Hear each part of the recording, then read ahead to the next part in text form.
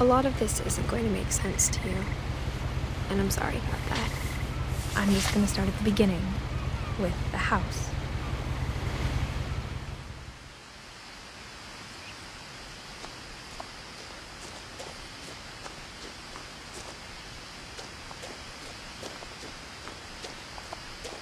I lived here until I was 11, but I wasn't allowed inside half the rooms.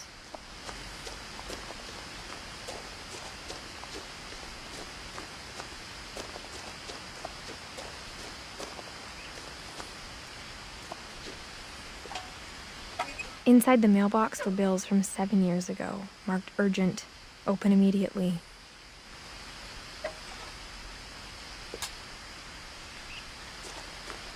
I hadn't been back since my brother Lewis's funeral.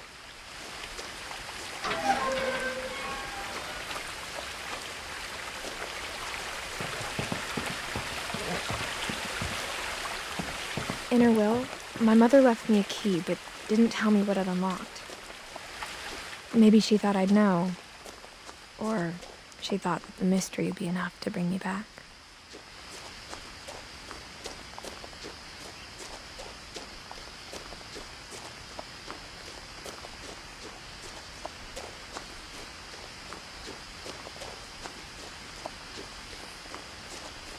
No one had driven this way in a long time, but I saw a few hoof prints.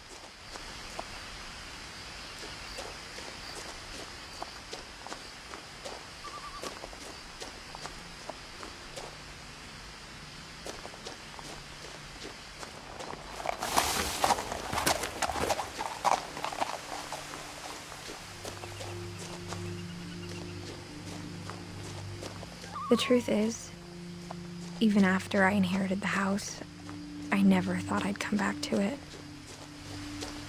But now I had questions about my family that only the house knew the answers to.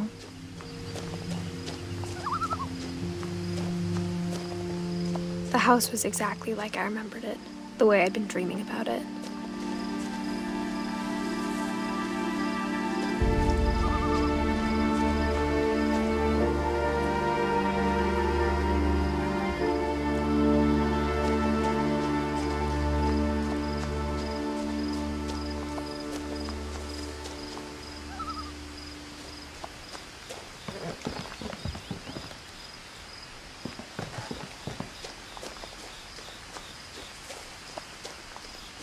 I asked Edie once about the dragon in the pond. She said it had killed her husband. I was 6. It seemed like an odd joke to me, even then.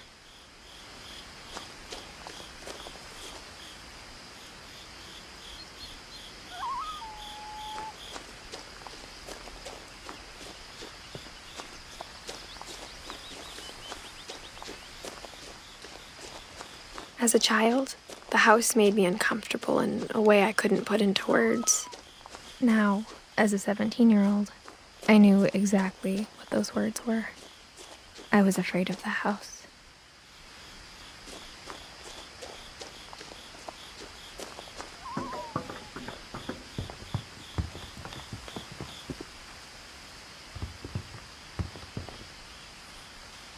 I hoped the key might unlock the front door. It didn't.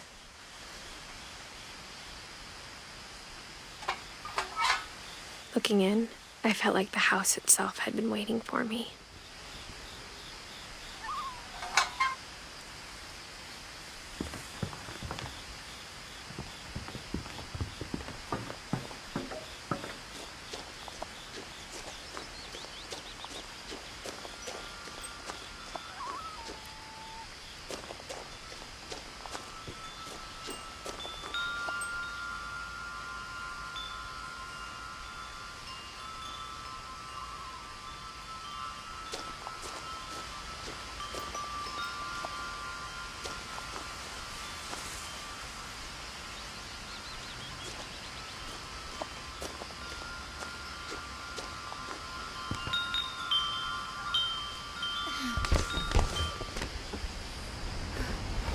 Crawling through the doggy door used to be a lot easier when I was 11.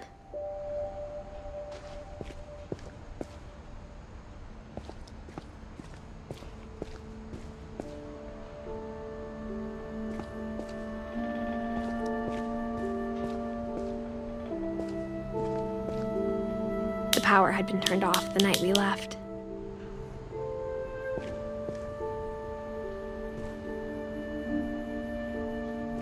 For the first time in years,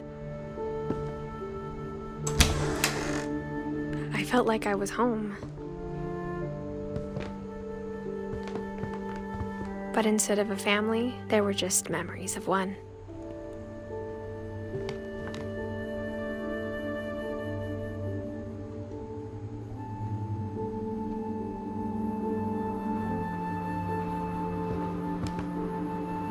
Like how after Lewis started working at the cannery, we all got sick of eating salmon. Except our cat, Molly.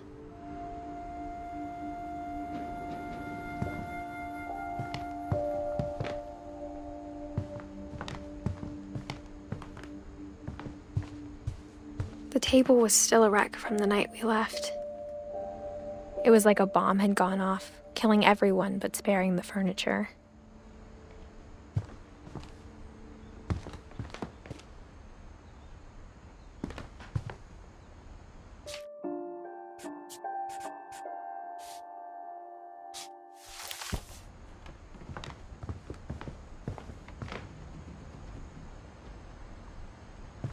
My mom was the only one of us who could imagine Great-Grandma Edie living in a nursing home.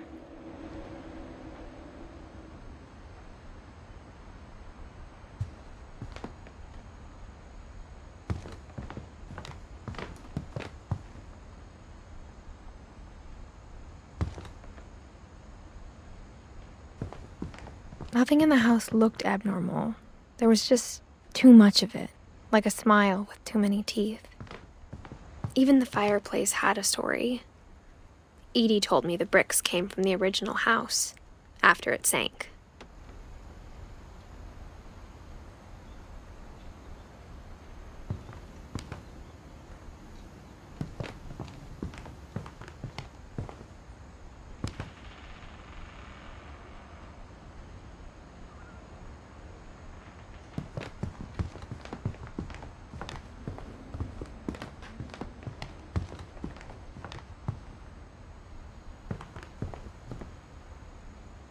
Mom always told me to stay out of the basement, so I wasn't too surprised when the key didn't fit.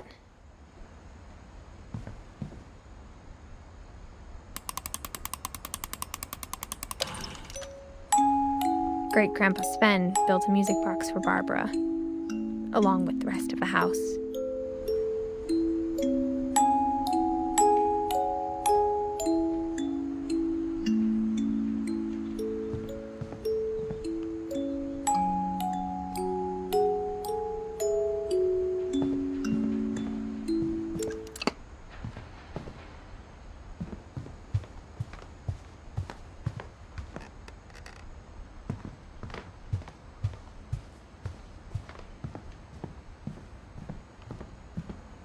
My mom wasn't much of an optimist, but she never stopped believing that my brother Milton was alive.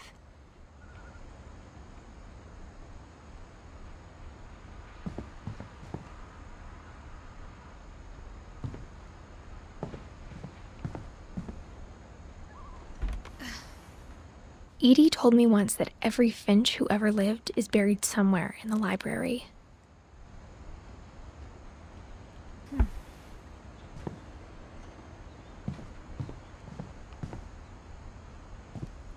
After Milton disappeared, Mom sealed up all the bedrooms. Then Edie retaliated and drilled peepholes.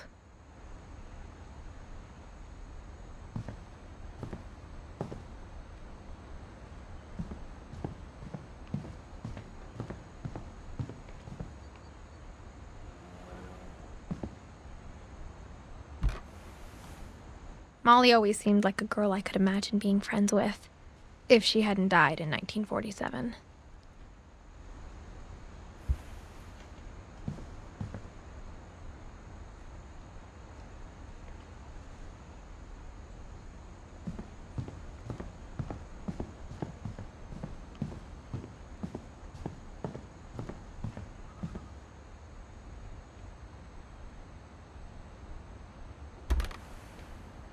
The last time I was in Edith Sr.'s room, I was 10 and she was painting my portrait.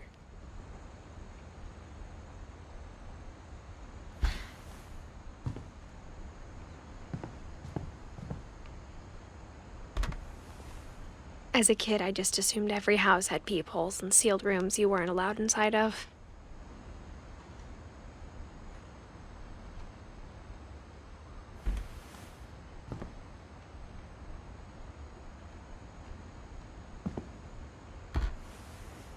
My Grandpa Sam spent 7 years sharing a room with his dead brother, Calvin.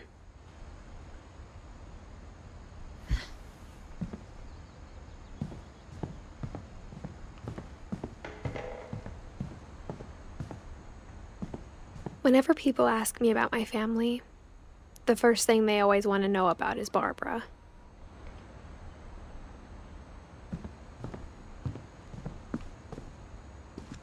Mom must have locked the third floor stairs on the night we left.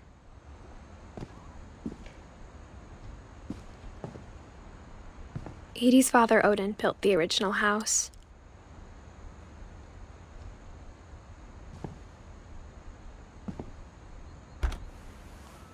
Barbara was a child star for 2 years, until America grew out of it.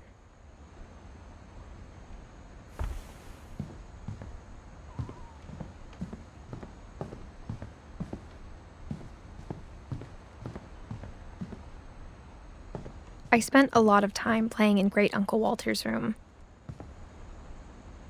I think my mom sometimes regretted not sealing it up.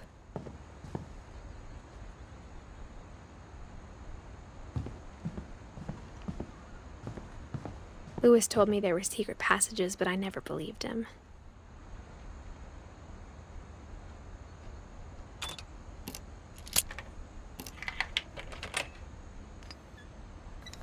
Turns out, my mom was really good at keeping secrets.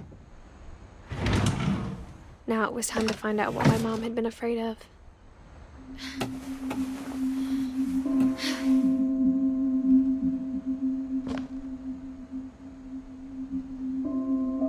From the paintings on the wall, it was clear my brother Milton had been here before me. Reading this, maybe it sounds like I had a plan.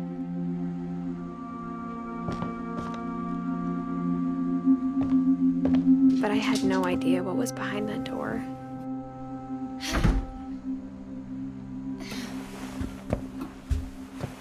Just like I had no idea where all this was gonna lead.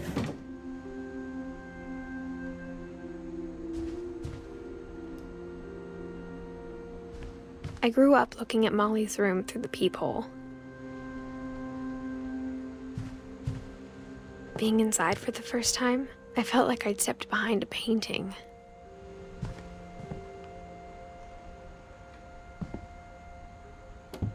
Molly's gerbil had a tiny bedroom with its own even tinier gerbil cage.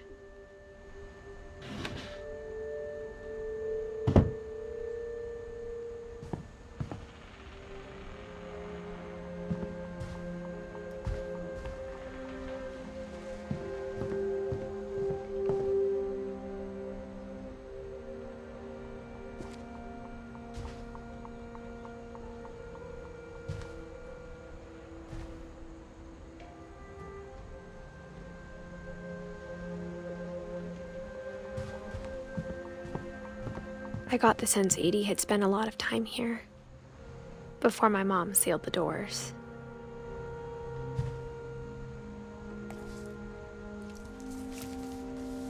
December 13th, 1947. Dear Diary, I'll be gone soon, but I wanted to tell somebody about what's gonna happen. It started when Mom sent me to bed without dinner. I woke up and I was starving, so I looked around for something to eat.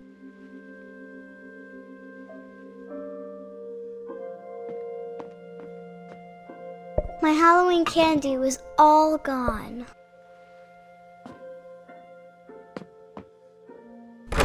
Mom, can I come out now? Sweetheart, it's late. Go to sleep.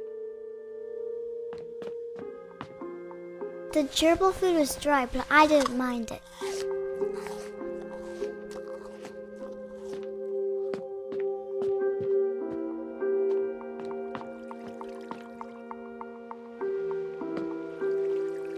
I thought about eating Christopher, but I held back.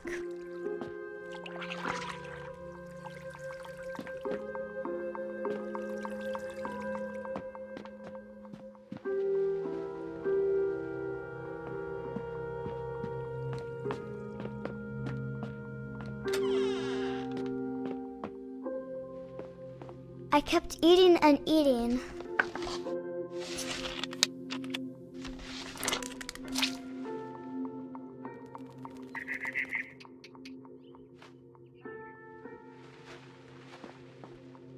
I ate a lot of things that night.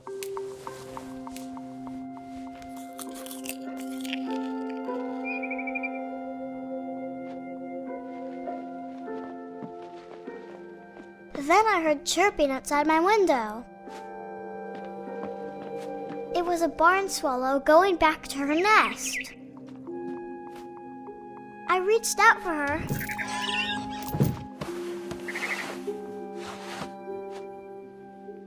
And suddenly, I was a cat.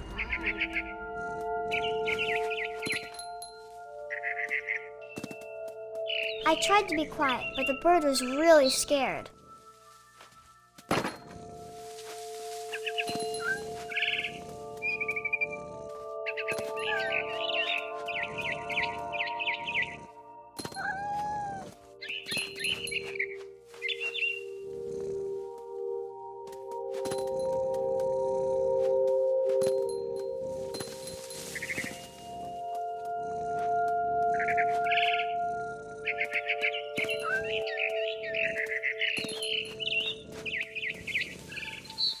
I jumped and I almost got her.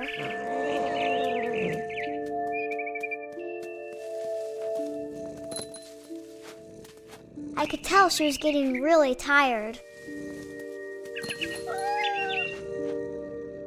Now I was up in the big tree. I promised Dad I wouldn't climb it anymore. All I cared about was eating that mama bird. I gobbled her up. And suddenly, I was an owl. First, all I heard was the wind. Then I heard little teeth nibbling in the grass.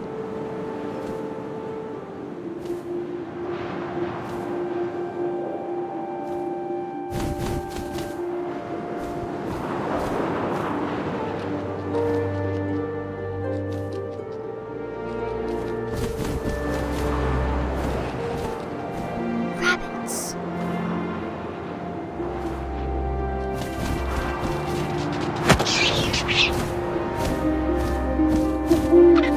I imagined his face looking up and seeing mine through my talons. I swallowed him up, and I didn't chew one bit. Then I flew off to find something bigger.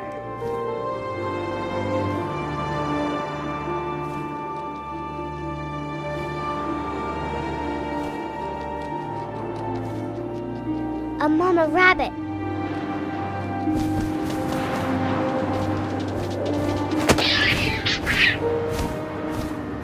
She was almost too big to carry.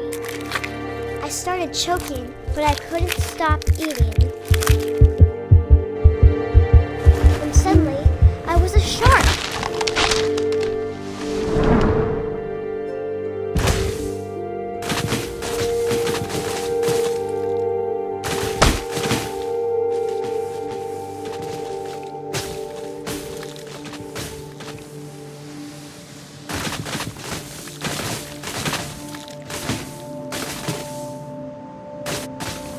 I rolled off a cliff and into the ocean. Now, I was hungrier than ever.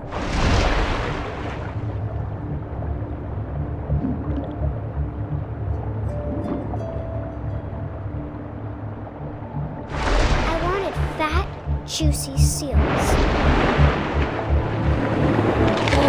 I tore off her flipper, and it tasted really good.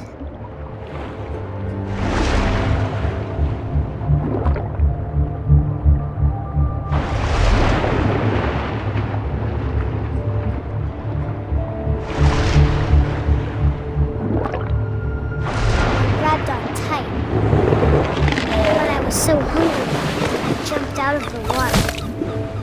When I opened my eyes, everything had changed.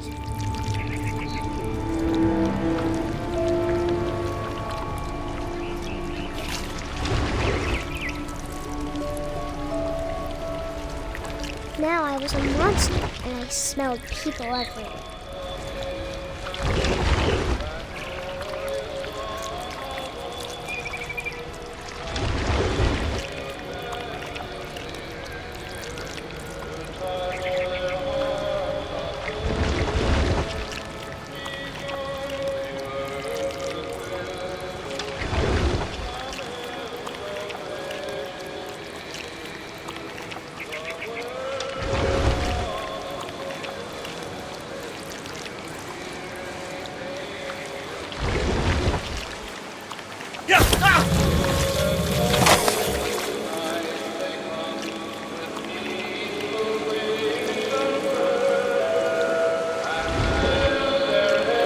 I wanted to stop, but also I didn't.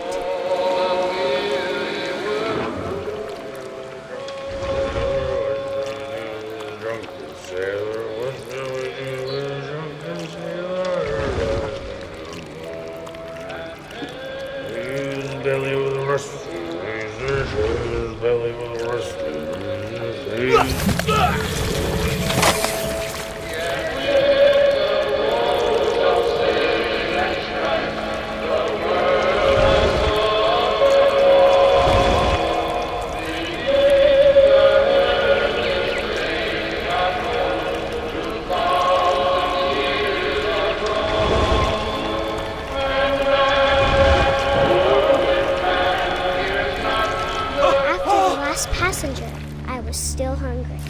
And across the water, I smelled something new. Something I had to have, so I swam towards it.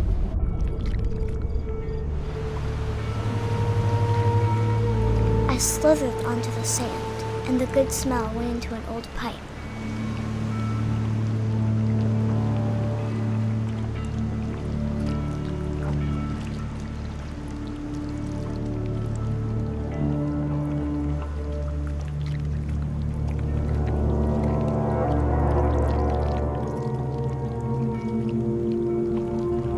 I got closer and closer.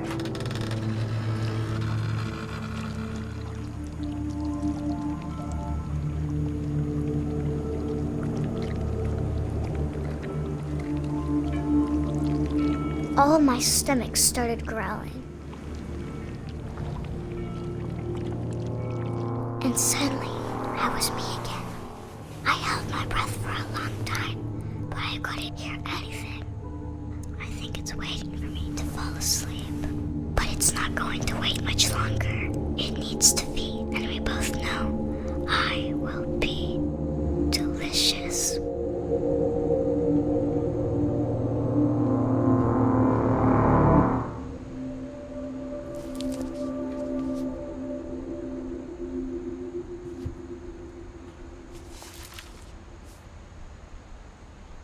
I'm not sure if I believed all of that, but I'm sure Edie would have.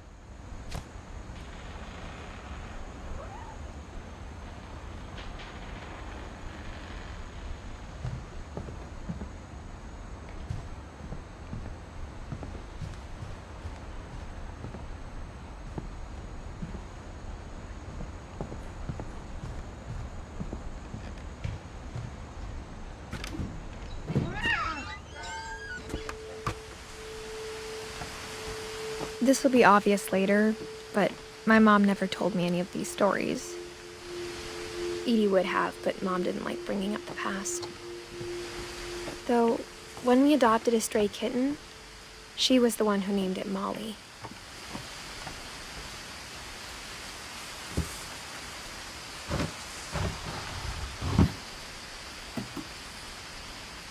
I spent a lot of time in Great-Grandma Edie's room.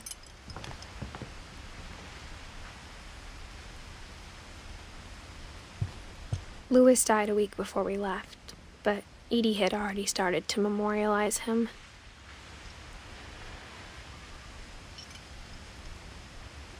Edie knit me a new pair of gloves every year, just in time to replace the old ones.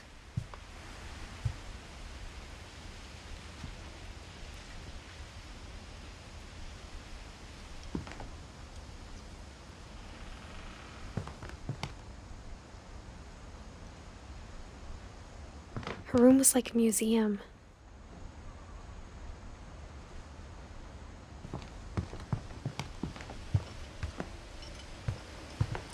Edie gave a big interview about a mole man living under the Finch house.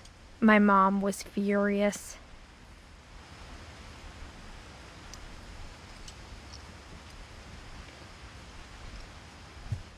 I hadn't thought of myself as Edith Jr. for a long, long time.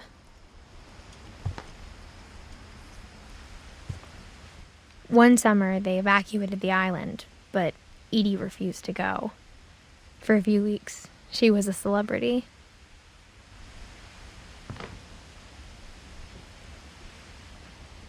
When Edie told people Sven was killed by a dragon, she could also have said he was building a dragon-shaped slide that collapsed. She could have, but she didn't.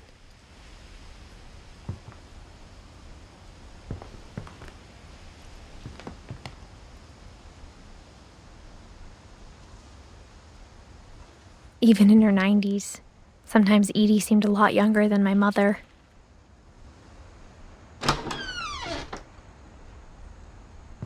The only trace Grandpa Sam's first wife, Kay, left on the house was the pink bathroom. It was a pretty big trace.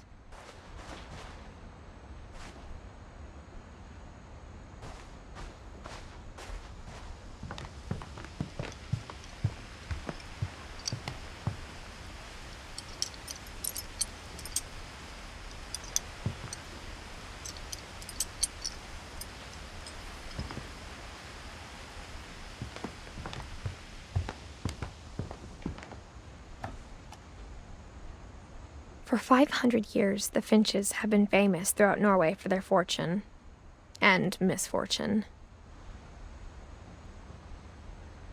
Odin Finch buries the latest victims of the family curse, his wife Ingeborg and their newborn son, Johan.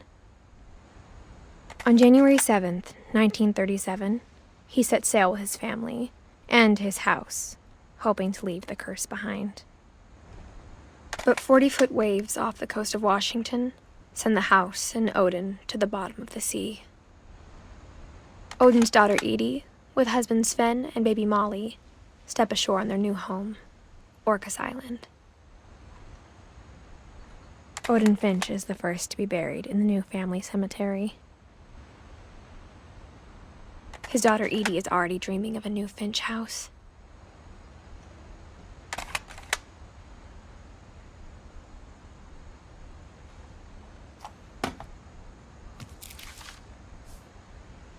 Whatever's wrong with this family, it goes back a long ways.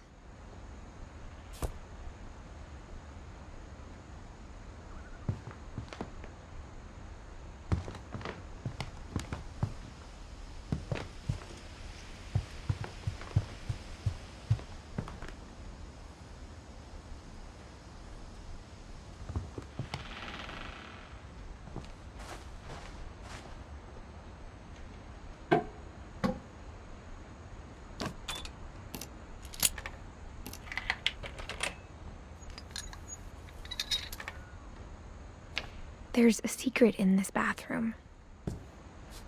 It's in the last place you would look. It isn't in the cupboard. It's hidden in this book.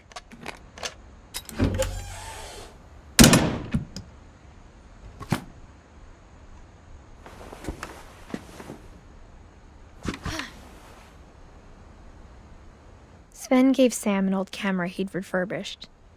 He never put it down.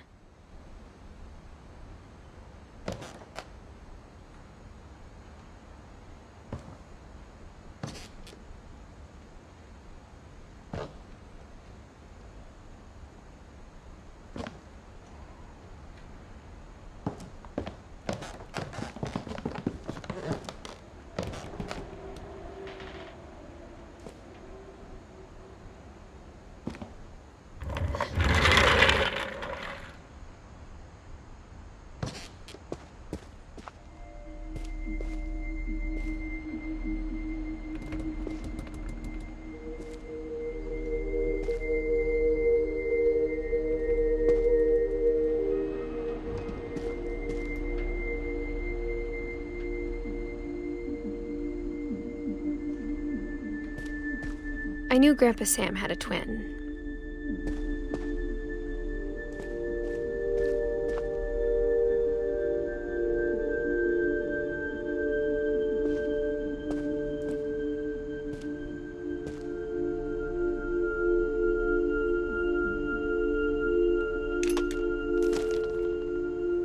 and that he never talked about him.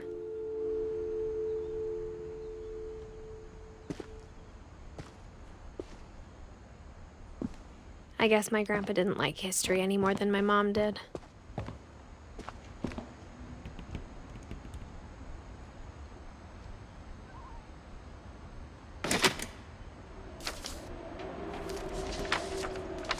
How I Want to Remember My Brother by Sam Finch. The thing I remember is that when he made up his mind, that was it. My brother said he'd die before he ate another mushroom, and he did. At Barbara's funeral, he swore we'd never be afraid again, and he wasn't. I think Calvin always wanted to fly.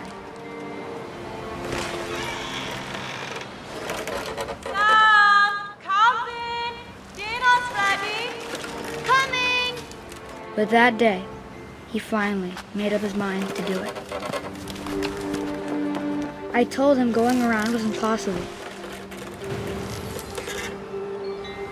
Maybe if I hadn't said that. Alvin, I'm not gonna tell you again. Maybe if the wind hadn't picked up. Then maybe he'd still be here. But I doubt. I think he'd already made up his mind.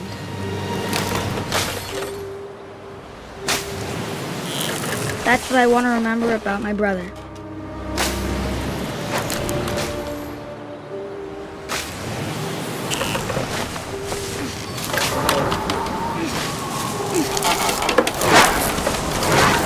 The day he made up his mind to fly.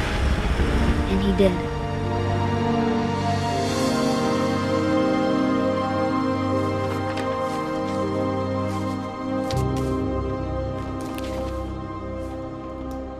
Calvin's story felt strangely familiar. When I was younger, I remember trying to do the exact same thing.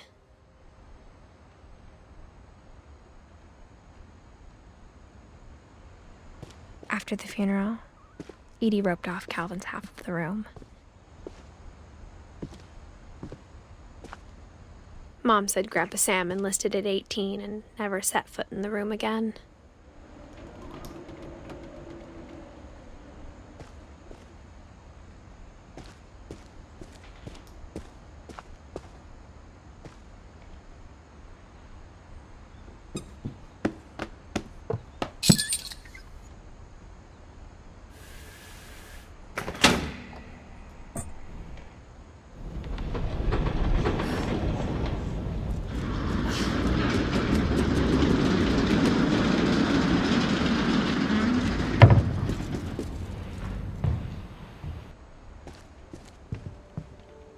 The passages were a pretty tight fit. They'd obviously been built for smaller hands and bellies.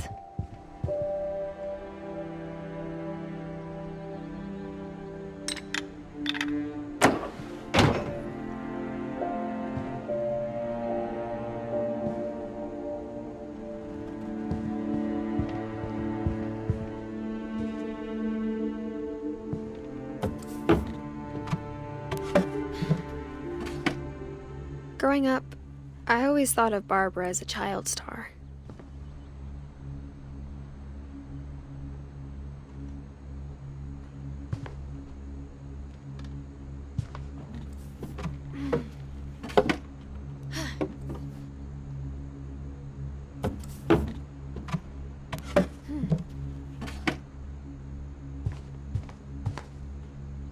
I never thought about how hard it must have been for her afterwards.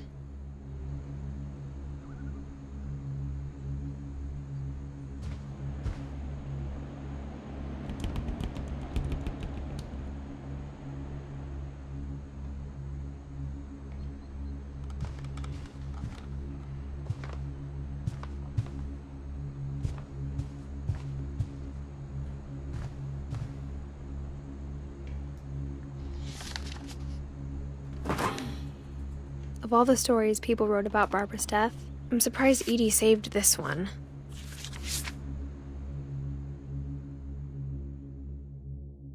Old Jack here with another ghastly tale inspired by America's most unfortunate family. I'm calling it The Surprise Ending of Barbara Finch. As a child star, Barbara was famous for her scream. Now at 16, she was all washed up. A has-been. But in a lucky break, she'd been asked to perform her signature scream at a local convention for monster movie fans. It was just the boost her career needed. Unfortunately, her scream hadn't aged well. Getting better. I think you just need the right motivation. Her biggest fan and current boyfriend, Rick, was about to demonstrate when... Now that was a great scream. It was Barbara's father, Sven. He'd slipped into a table saw and had to be rushed to the emergency room. So Barbara got stuck babysitting her youngest brother, Walter. Her convention comeback was cancelled. Okay, I'm hearing frustration, but I'm not hearing terror. What if I tried... A gang of hoodlums in Halloween masks have been terrorizing Orcas Island tonight. Police are urging residents to... That came from the basement. You're right! Also, I loved your delivery on that. Why is your basement door locked? Because my dad likes making puzzles and secret passages. There's a key hidden in the music box. The secret is to keep winding and winding until finally the key pops out. Thanks, babe. I'll be back in a sec. 20 minutes later, Rick hadn't returned. So Barbara went to look for him, right on cue. She reached for the music box. And as she wound the key, she listened for Rick, but the house was silent.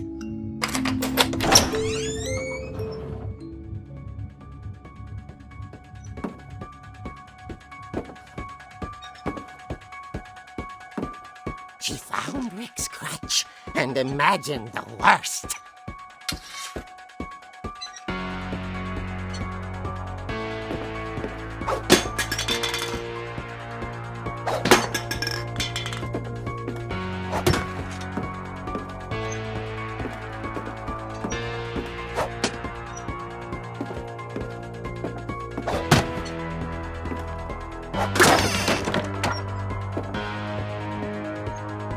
The gang's leader is the infamous Hookman killer, Dr. Carl Hamill, who impaled and then ate his family 10 years ago tonight.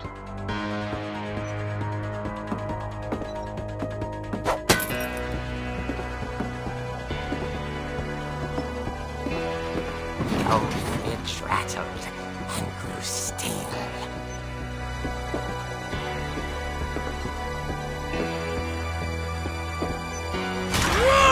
Oh dear!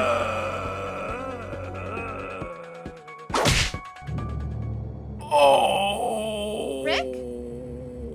Barb, relax. I was just trying to scare you to help you find your scream. Well, I'm not scared, Rick. I'm furious. Then act furious. All I'm getting from you now is that you're hurt and confused and She threw him out, but she kept a little something to remember him by. Barb, have you seen my other crutch? And she was still holding it when she fell asleep watching the late picture show. Hours later... Barbara! Walter, what's going on up there? Ah! Okay, I'm coming up, but if this is a trick, you're dead, Walter.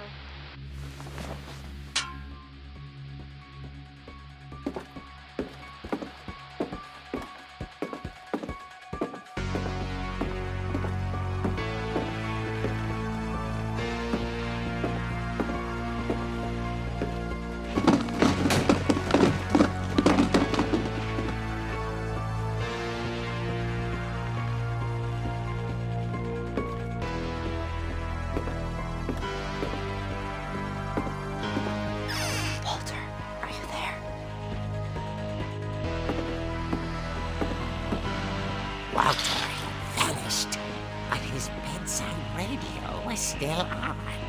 Orcas Island police describe the man as 6 feet tall, with a steel hook for a hand. Residents are urged to lock all doors and windows and notify the police of any suspicious activity. Barbara turned, saw the hook man, and was speechless. He was quite smashing.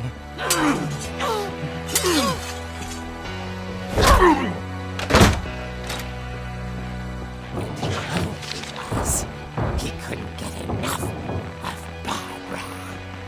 Okay, Barbara, there's gotta be another way out of here.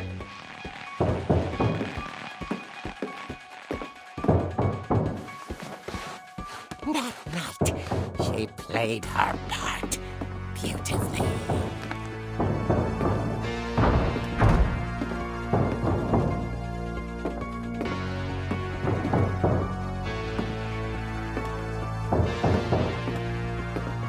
She thought about abandoning Walter, but just couldn't do it.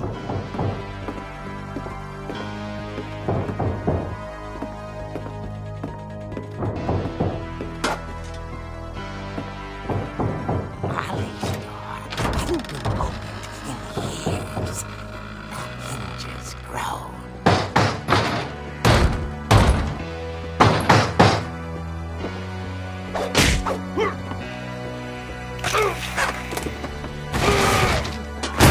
He wasn't moving, but she sensed the story might not be over yet.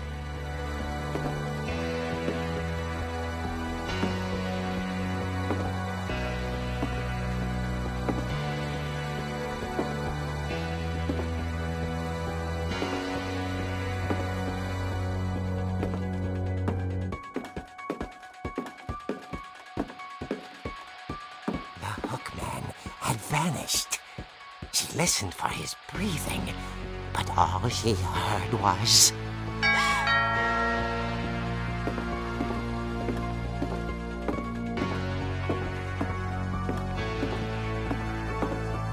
At the door, she heard whispering.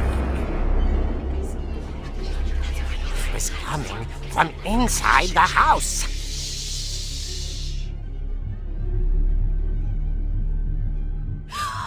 Oh dear. The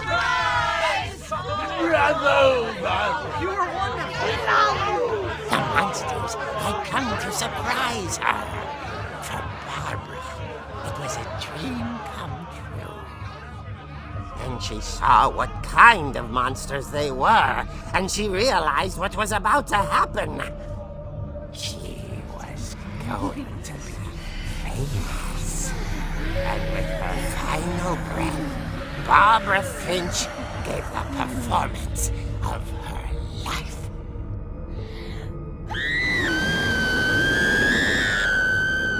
I wasn't there myself, but I hear Barbara was magnificent. Poor girl. She had a taste for stardom. But unfortunately, so did her fans. Of course, the police blamed it all on poor Rick, who disappeared the same night. And little Walter? Hiding under his bed the whole time. He took it all pretty hard, but that's another story. As for Barbara, tucked inside the music box is all they ever found of her. Her ear. Now that's what I call a real eerie tale.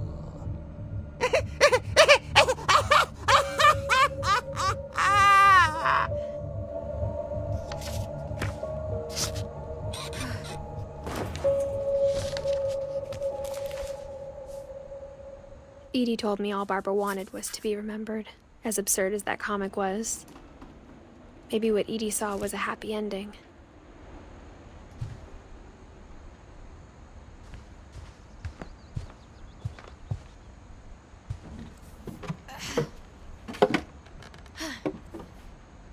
I guess now I know why Mom didn't like me playing with the music box.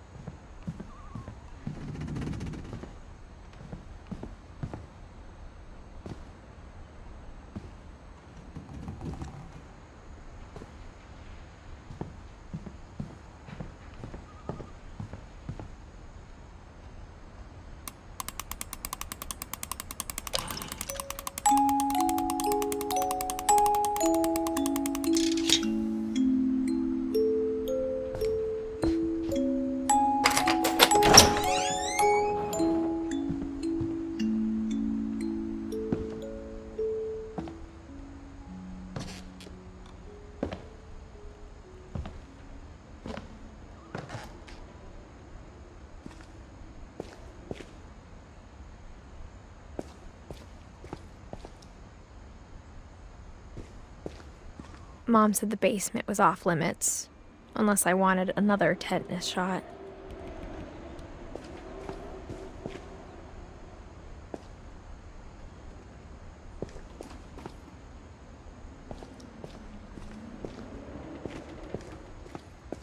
I saw Edie sneak down to the basement once, carrying packages. I thought maybe she was hiding presents.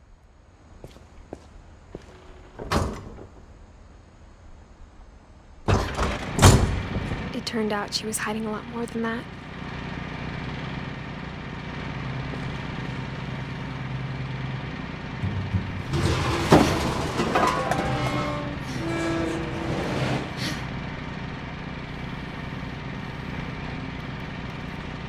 I remember asking Mom once about where Walter had gone.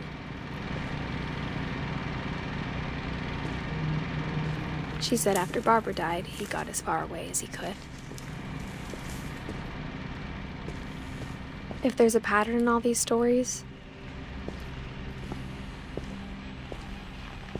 I think it's that none of us has gotten very far.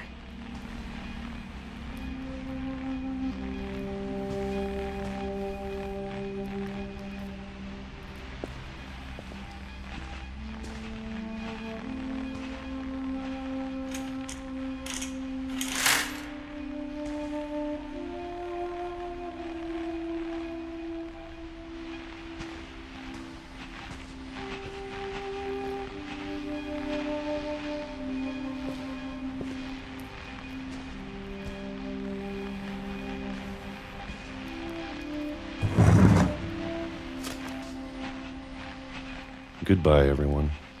I can't believe I've been down here for 30 years.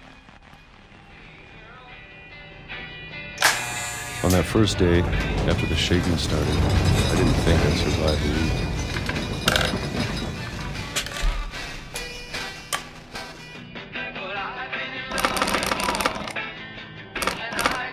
But after a few days, I settled into a routine.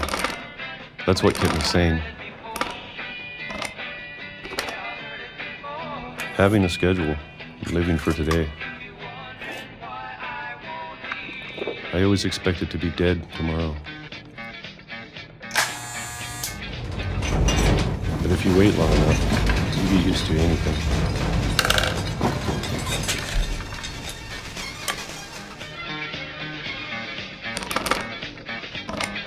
Even a monster on the other side of a door starts to feel normal. Almost friendly.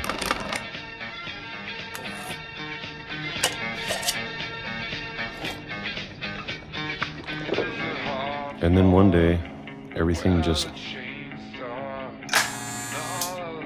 stopped. Whatever that thing was, it was gone. Maybe it got tired of waiting. Or maybe I just got tired of being afraid.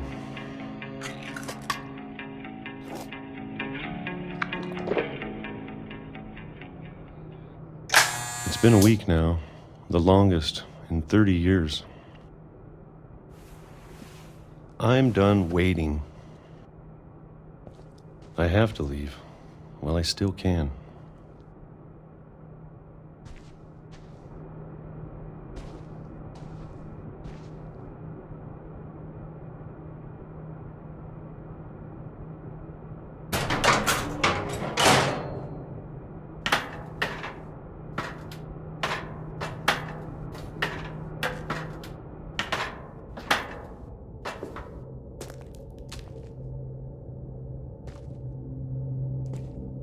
I know it's out there, somewhere.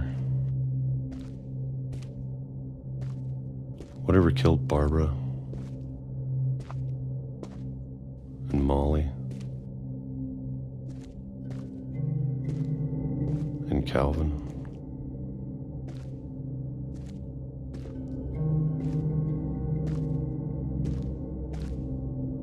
Maybe this is all a mistake. But I need to stop living the same day, even if it kills me.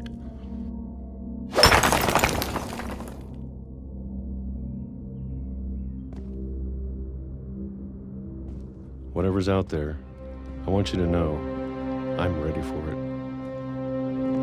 I'm going to appreciate all of it, especially the food. I don't mind if I only have a year left, or a month, or a single week. I'd be happy with one new day. I can already imagine the sun on my face.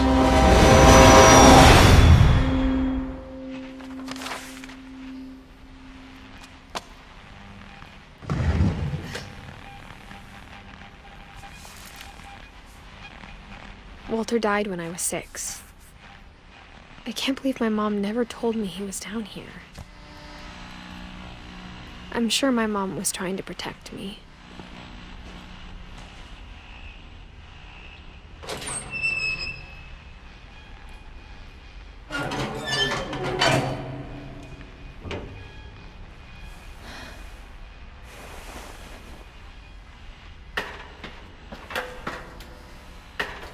Maybe she was afraid I'd end up like Walter.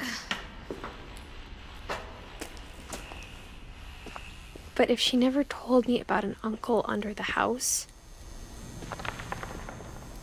I can only imagine what else she was hiding. I don't want to make the same mistakes she made. Trying to bury something that's still alive.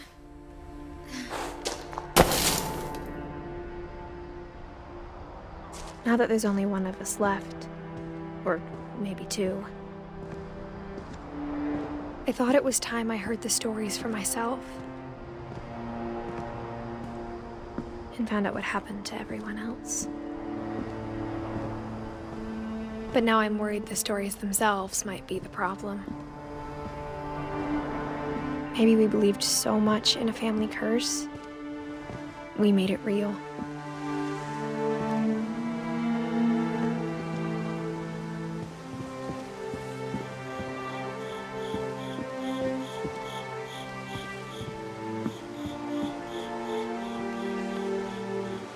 I don't know if I should even be writing this.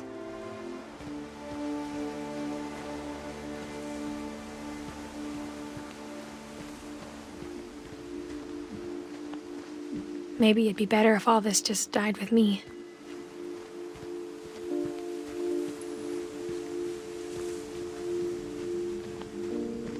But I thought you should know about your family.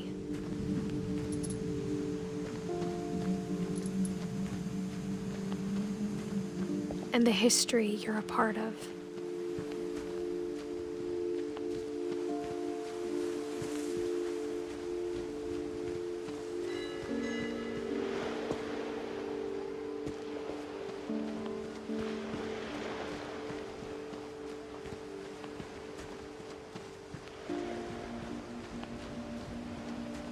Though to be honest, I feel as lost as you probably do right now. I think the people in these stories believed them, for what that's worth.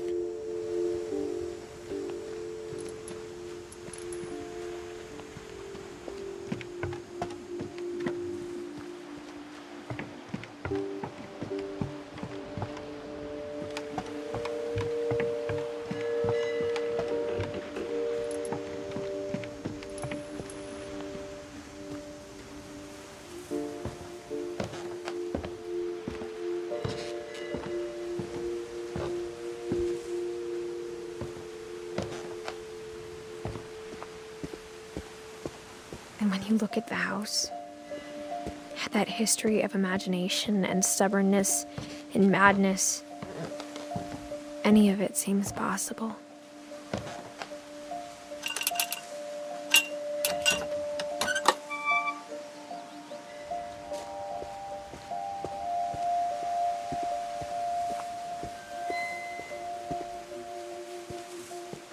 I think we've been surrounded by death for so long, we've just gotten used to it. What kind of family finishes building a cemetery before starting the house?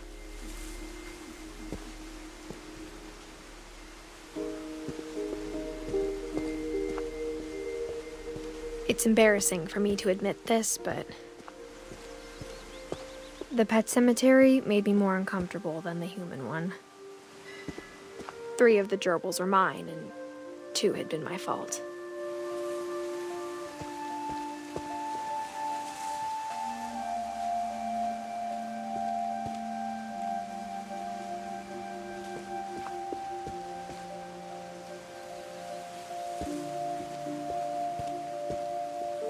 Sven built the house, but it was Edith who designed the cemetery.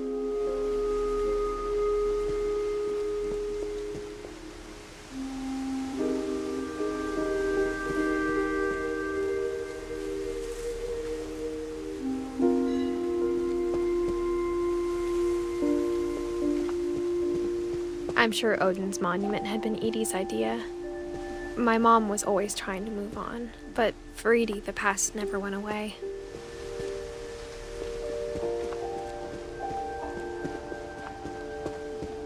She could see it poking out of the water at low tide.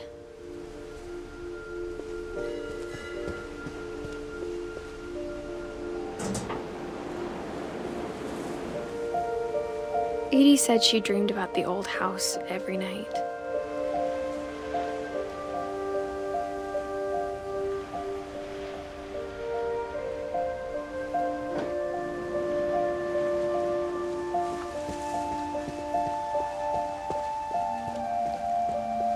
Edie's side was always easier for me to understand.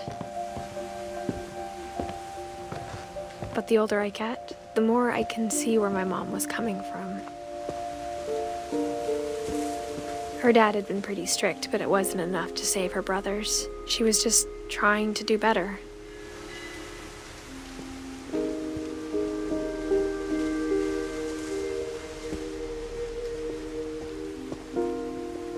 She lost 2 of her brothers, just like I did. I get why she tried so hard to protect us.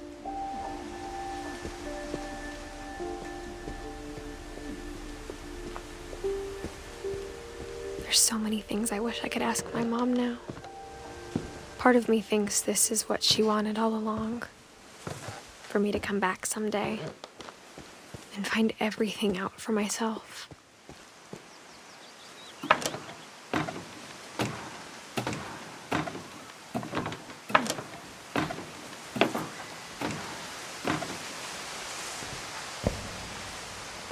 But looking back on it now, if she told me there was going to be so much climbing, I never would have come when I was 22 weeks pregnant.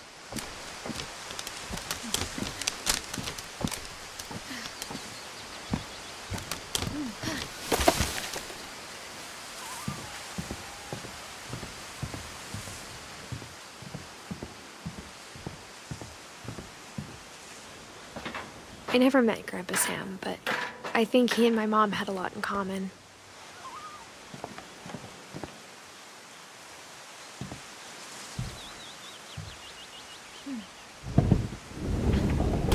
They were both pretty intense.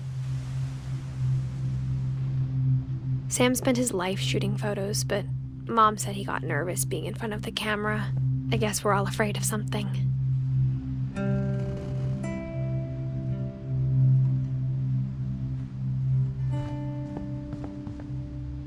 Instead of hiding from death, Sam seemed to go out of his way to meet it.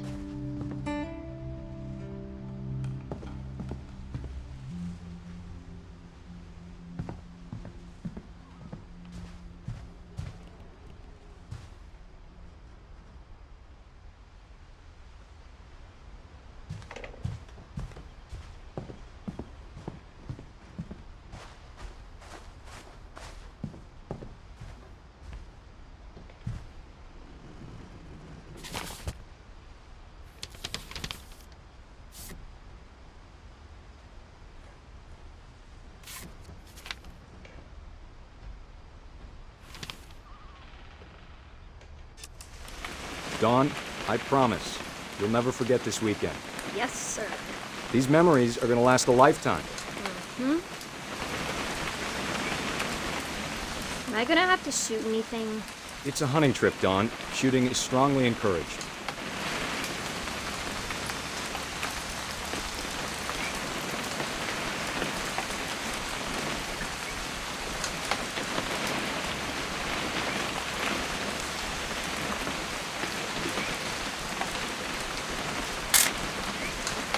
we be leaving? Just want to get a shot of you, Dawn, then we can take off. Perfect. It's gonna rain the whole weekend, isn't it?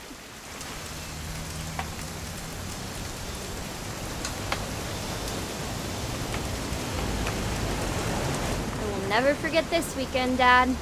That's the spirit. Okay, got it. I'm gonna take some pictures, okay? Just be careful. That camera's older than you are.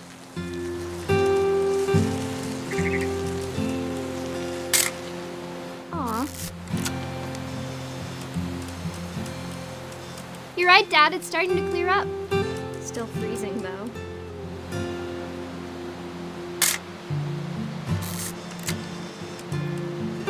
Definitely should not have drunk all that coffee.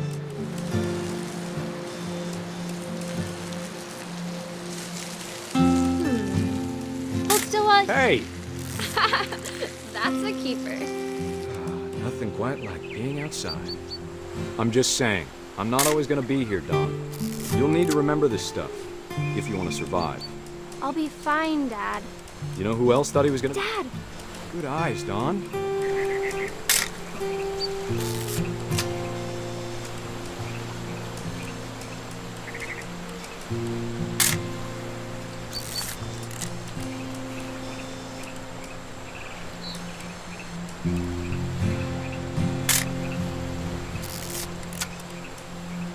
Before you take the shot, let me get a picture of you.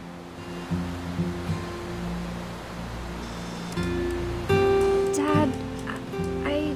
Just breathe. Turn off your imagination. Focus on your target.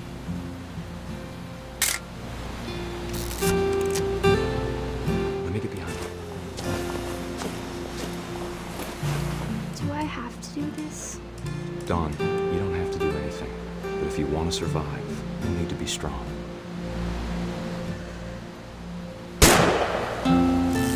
Great shot, Dawn!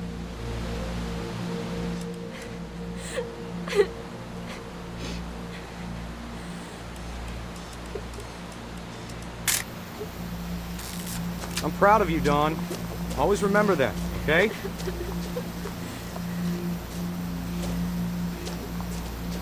Dad, it's twitching. I think That's it's totally still... normal, Dawn. Just focus on the camera. Try not to think about... Dad!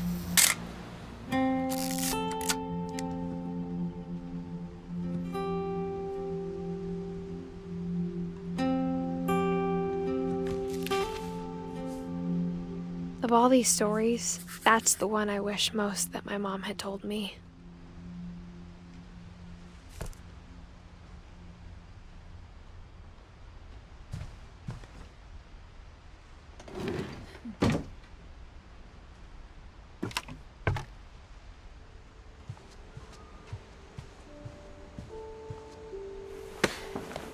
After Sam died, my mom and Edie got really close. They'd both lost a lot.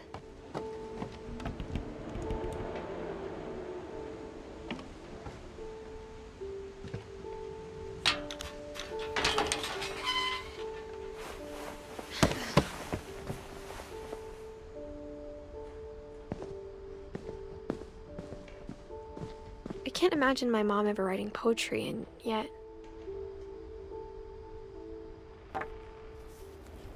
A poem for Gus, who always said the wedding was a bad idea. Our father never hit us kids, at least not very hard, before the day my brother said with teenage disregard that he'd be dead before he'd see a wedding in our yard.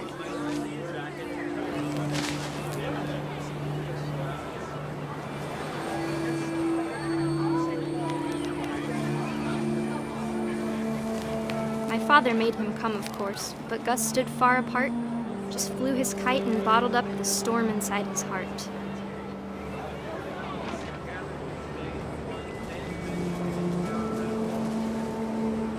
I tried to talk him out of it, but though he'd never met her, we don't need a stepmom, were the words that I now pronounce you husband and wife. You may kiss the bride.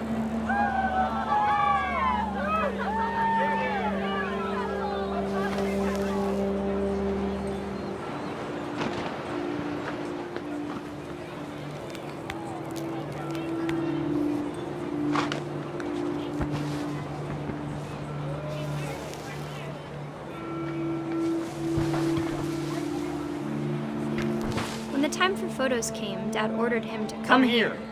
But Gus declined, and as a sign held up his middle finger.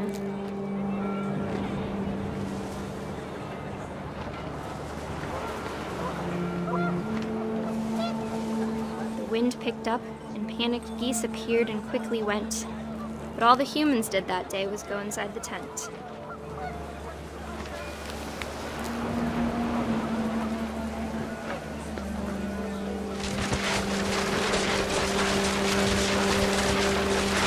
The rain came down in buckets then, but no one seemed afraid that nature might destroy the tent our dad had crudely made.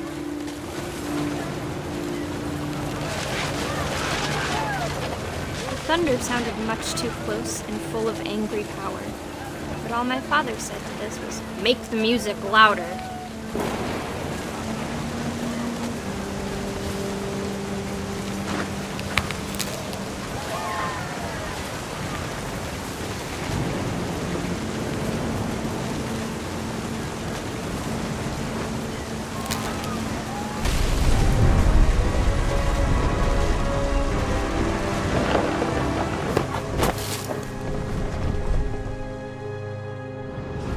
I wish that I could truly say I thought about you on that day. Out there on the beach alone, just you, the wind, the sea, and foam. But I didn't, until we found you.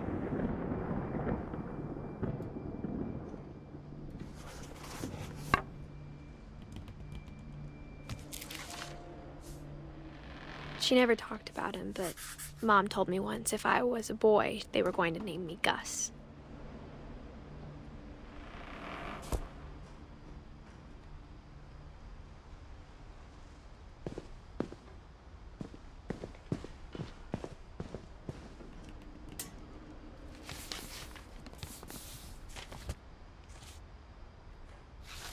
Dear Kay, do you remember the way Gregory used to laugh when he thought he was alone? Like something funny was happening, but only he could see it.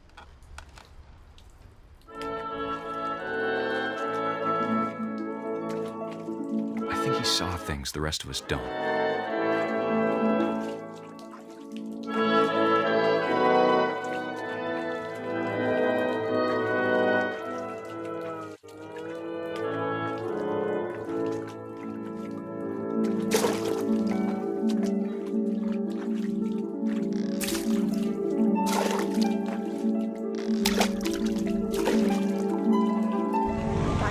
Gregory, it's time to... Hold on, sweetie. Hello? Sam, I told you I don't want to talk right now. I wonder what he saw.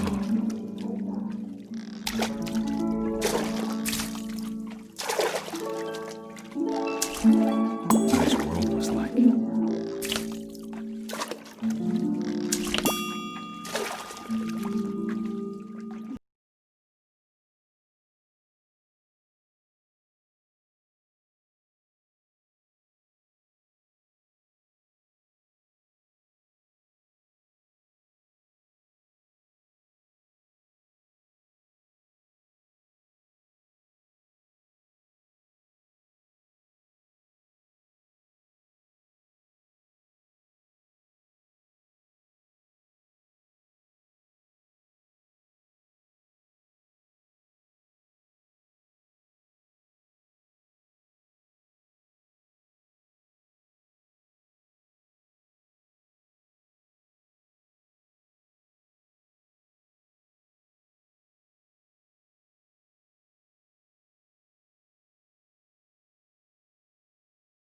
Gregory? I know you did everything you could. Maybe if I hadn't called that night. Damn it. Hold on, I don't want Gregory to hear this. I wish he could have told us about the world he saw.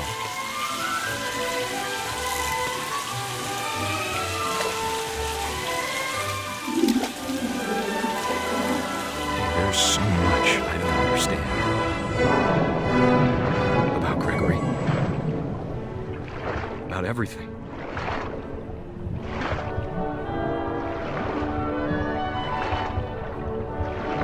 But I know what happened wasn't your fault.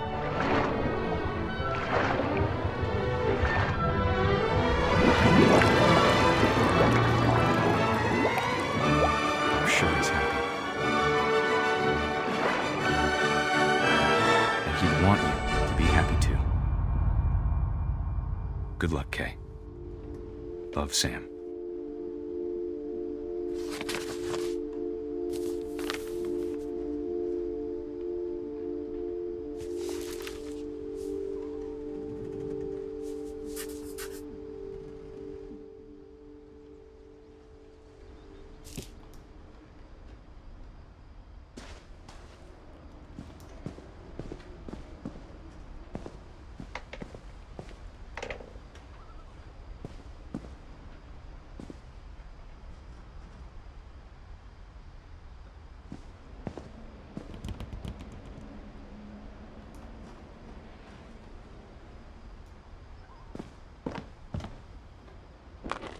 My mom moved up to the loft after her brothers died.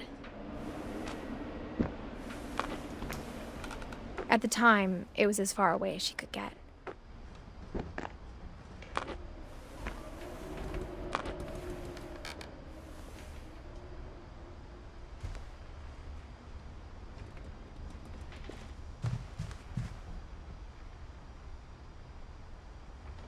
She spent a summer building houses in Calcutta, where she met my dad, Sanjay.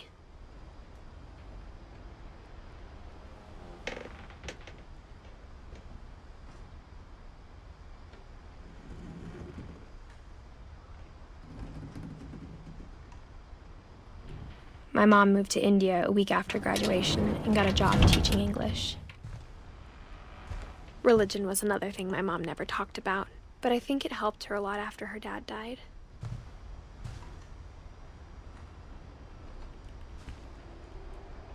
Lewis was born a year later.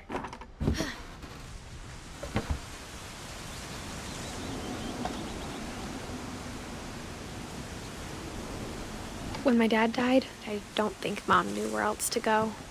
I'm sure Edie was happy to have her back.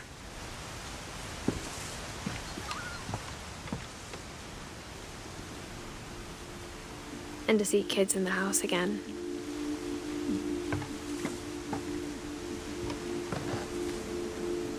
The house had to get a little bigger, but Edie was used to that.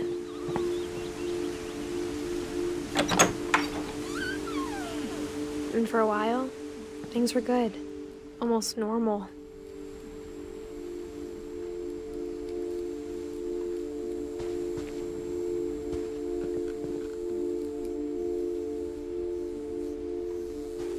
But it didn't last.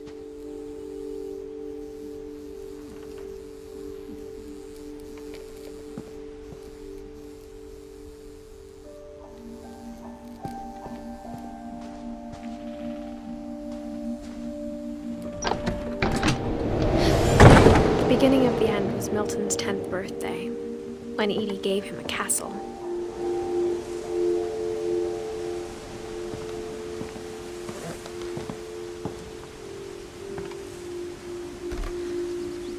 After Milton disappeared, the only thing he left behind was a room full of paintings.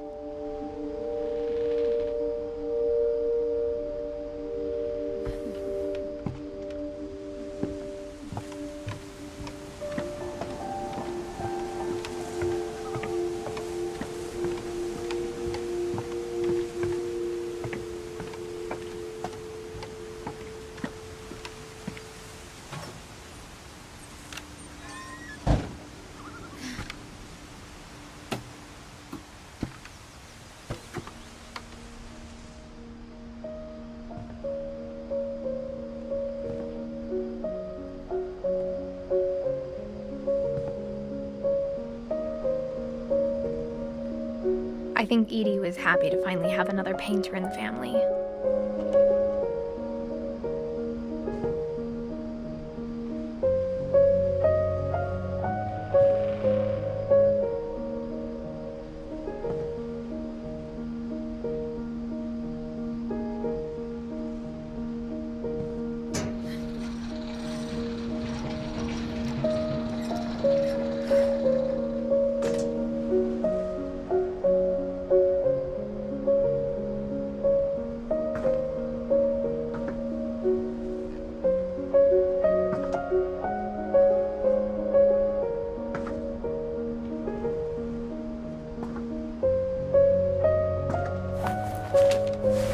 Milton Finch in The Magic Paintbrush.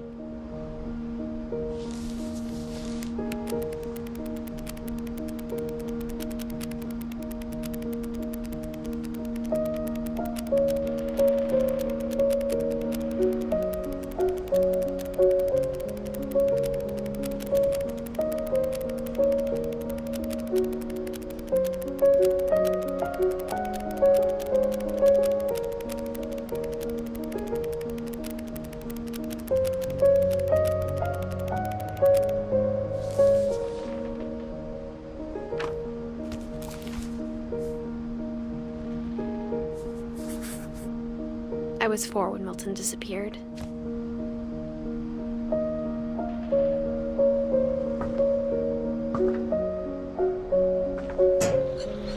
Mom spent months searching for my brother.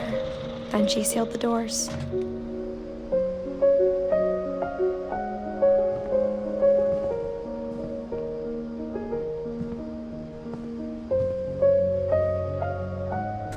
Whatever Milton had found in the house, Mom didn't want it getting out.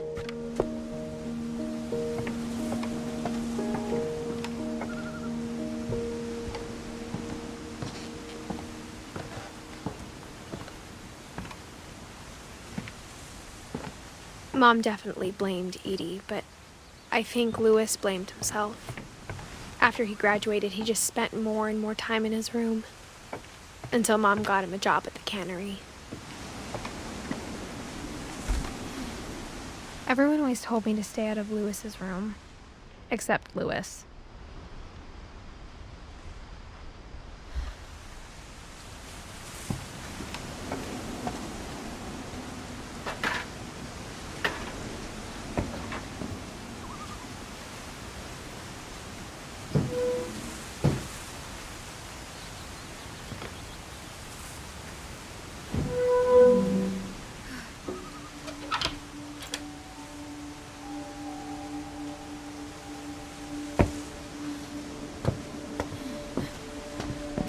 Louis's room smelled very, very familiar.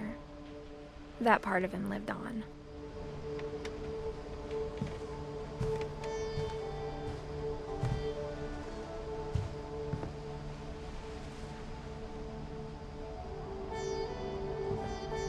Louis and I spent a lot of time playing games together, but he was surprisingly bad at them. He died a lot.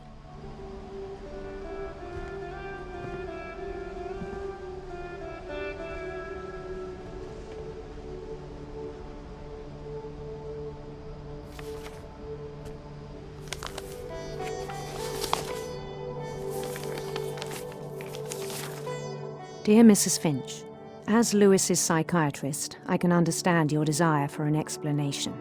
As I see it, the trouble began in January, shortly after we convinced your son to seek treatment for substance abuse. Newly sober, I believe Louis first noticed the monotony of his daily life.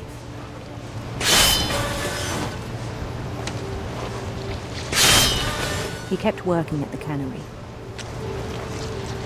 but he withdrew part of himself. In our sessions, I saw the same behavior. His mind began to wander. I asked him to describe it. He said he started small, imagining a labyrinth. He'd feel his way about. Then something moved. Bats. And toads.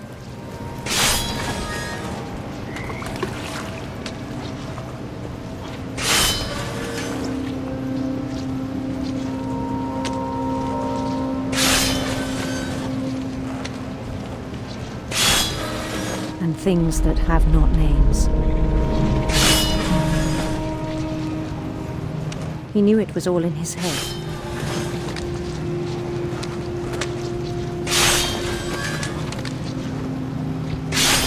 But he took it very seriously. I had hoped he'd find himself.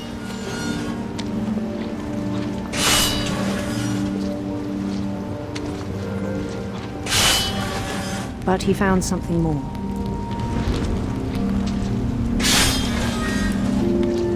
I worried about him then. Daydreaming at the cannery. I spoke with his boss. But he said Lewis had become a model employee. Methodical, tireless, focused. Like a whole new Lewis. So I let him go on.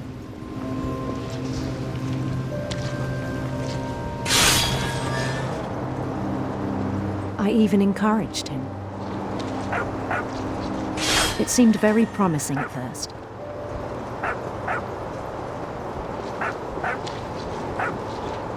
He told me he'd made a new friend.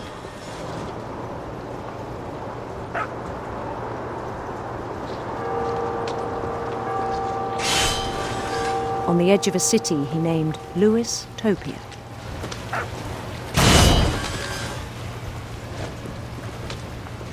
He built the city up slowly, brick by brick. Then he made musicians.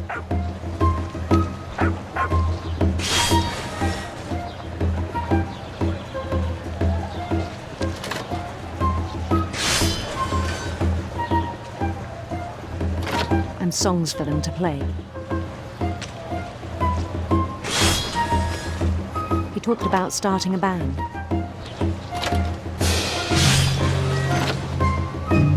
And he was always humming something.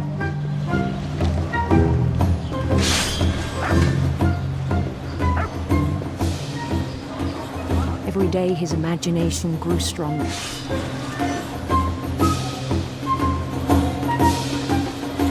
He no longer spoke at the cannery. But his chopping was as reliable as ever.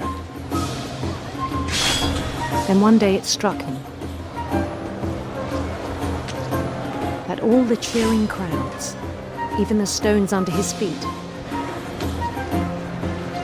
were all in his imagination. So he could do whatever he wished.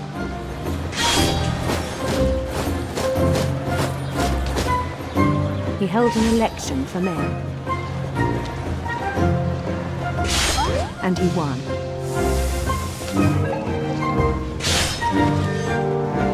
They begged him to stay, but his mind was already wandering.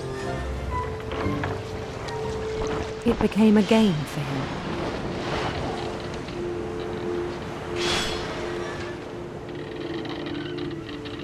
He'd conquer a city, then immediately push on. New Louisville.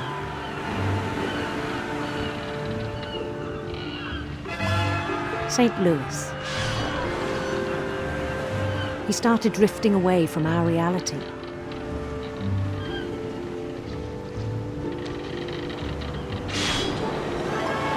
Minneapolis, until one day he forgot to go home from the cannery. Even as his mother pleaded with him, part of Lewis kept sailing on.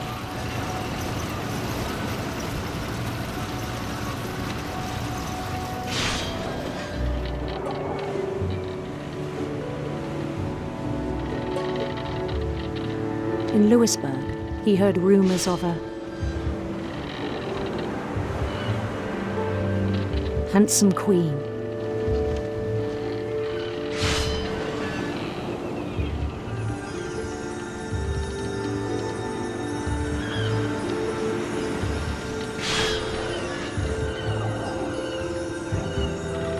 The queen was on her own quest for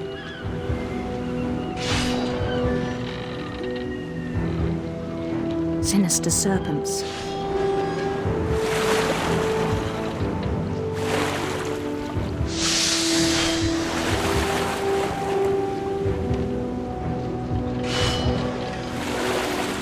He followed the sound of her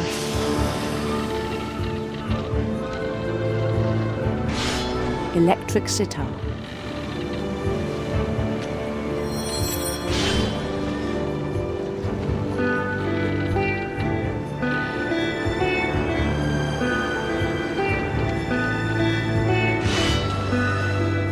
His chase led him to a golden palace east of the sun and west of the moon. Even then, his logic remained sound. He knew the world was all in his imagination.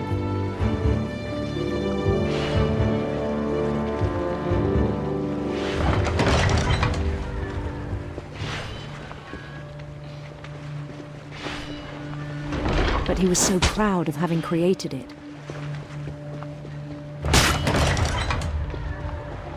In his own eyes, he'd become something greater than a king.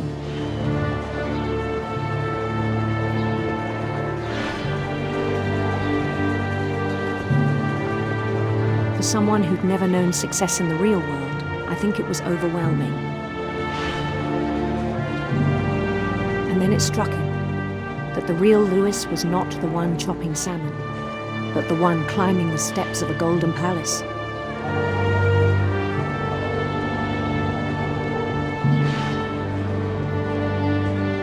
My imagination is as real as my body, he told me. It was hard to argue with him.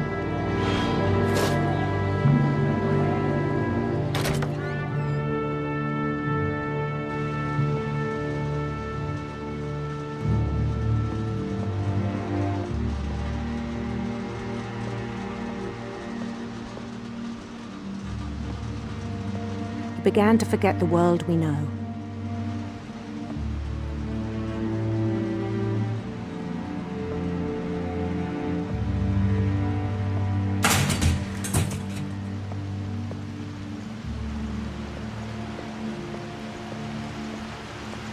I think it pained him to remember Lewis, the cannery worker.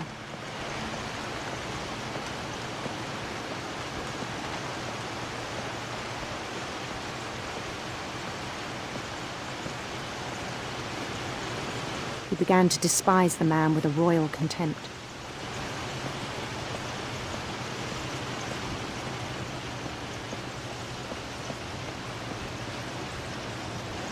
I still thought I could save him. Even after he said he was being crowned king over all the lands of wonder.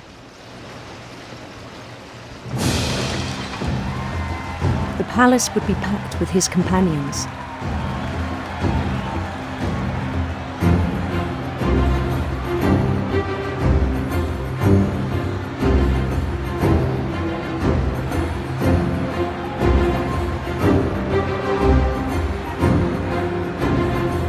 Including the wise Calico who'd insisted on advising him.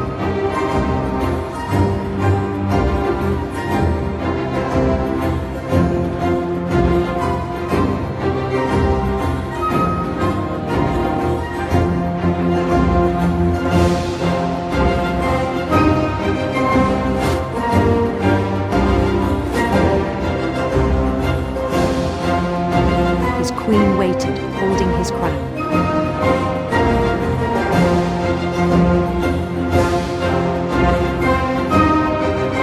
There was only one thing left to do.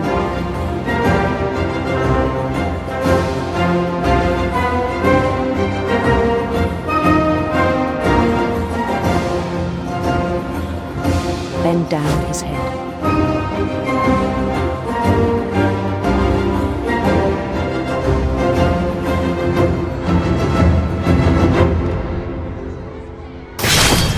And the rest I think you know. Mrs. Finch, your son was a kind man who will be missed by all of us who knew him.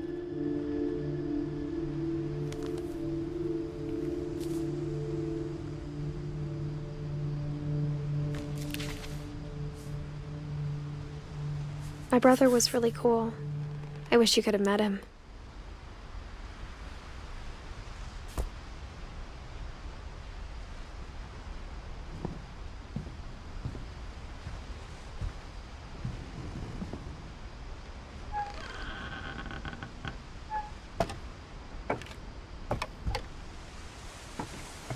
On the way back from Lewis's funeral, my mom told me to start packing.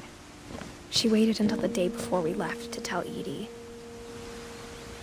I'm not sure if she wanted to make it easier or harder.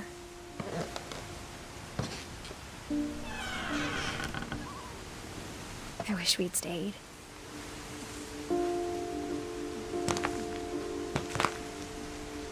But I understand why we left.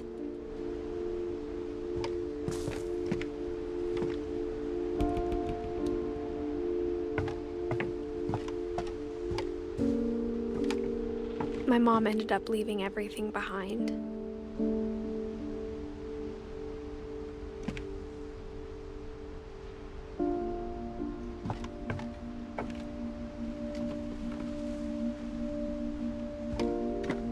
What happened that night had been coming for a long time.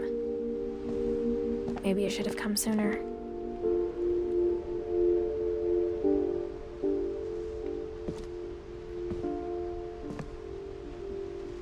But it had to end one way or another. All that's left now is to tell you about that last night.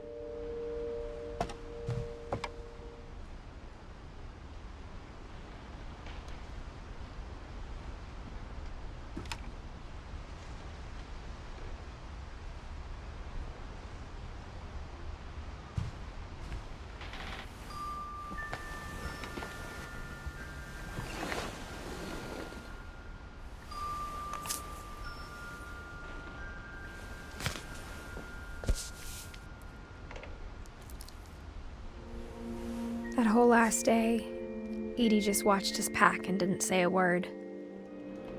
Until supper, when she raised her glass and said, "To our final night together, and all our final nights apart." Grandma, you know what I said about alcohol. Some of your medications are very Edith, specific. I left a present for you in the hallway. Why don't you go open it? The grown-ups have to argue now. I'm sorry, you're right. We're all leaving tomorrow. Let's just enjoy our last... I'm not leaving. Edith, you're excused.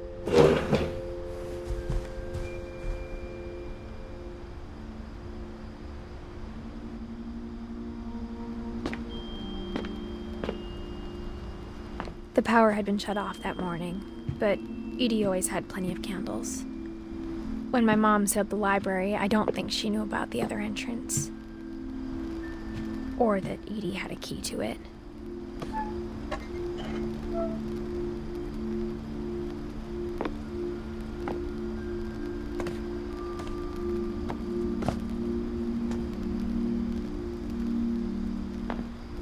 The thing you're afraid of isn't going to end when you leave the house. Edith has a right to know these stories. My children are dead because of your stories. I think it's best if Edith and I leave tonight. We'll have the nursing home send a van for you in the morning, okay?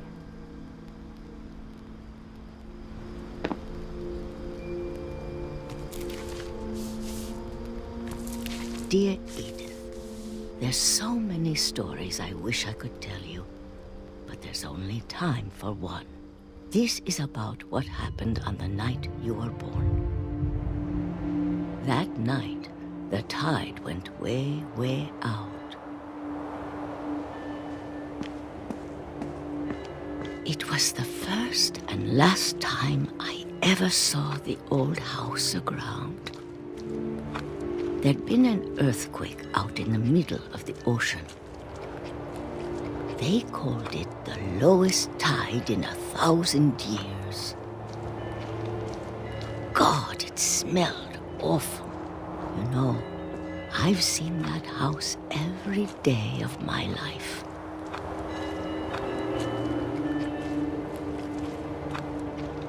But I never thought I'd go back to it. When the fog rolled in, I lost my way.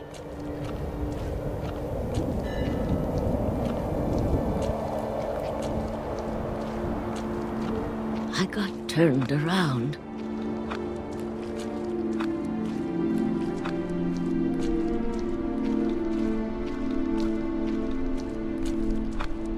I started seeing things.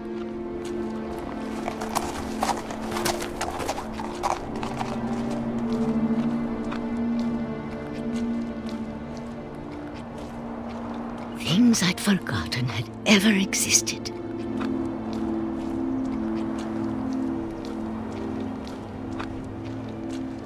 But when I saw them, they felt like old friends. That night, a lot of things came back to me. Or maybe I came back to them.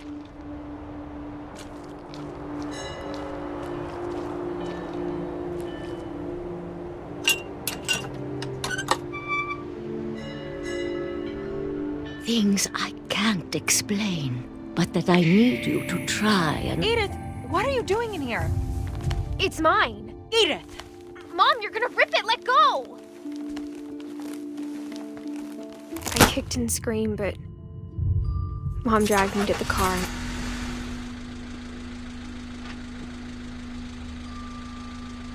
I never saw Great-Grandma Edie again. The next morning, the van came to pick her up, but she was already gone. After that, we moved around a lot.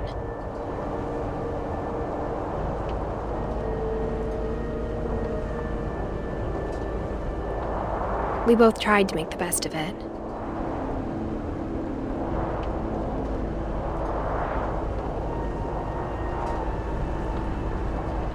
A few years went by.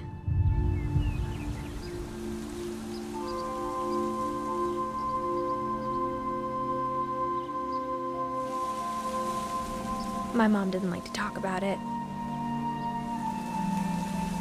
but she started getting sick a lot. The rest happened pretty quickly.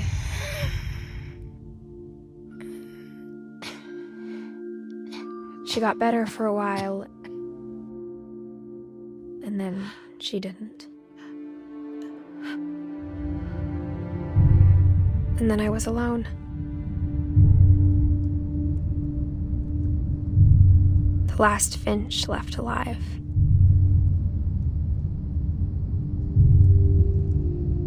Until I found out about you. I'm still not sure what to tell you about all this. If we lived forever, maybe we'd have time to understand things. But as it is, I think the best we can do is try to open our eyes. And appreciate how strange and brief all of this is. This journal was supposed to be for you. But now I hope you'll never see it. I just want to meet you and tell you all these stories myself. But I guess if you're reading this now, things didn't work out that way.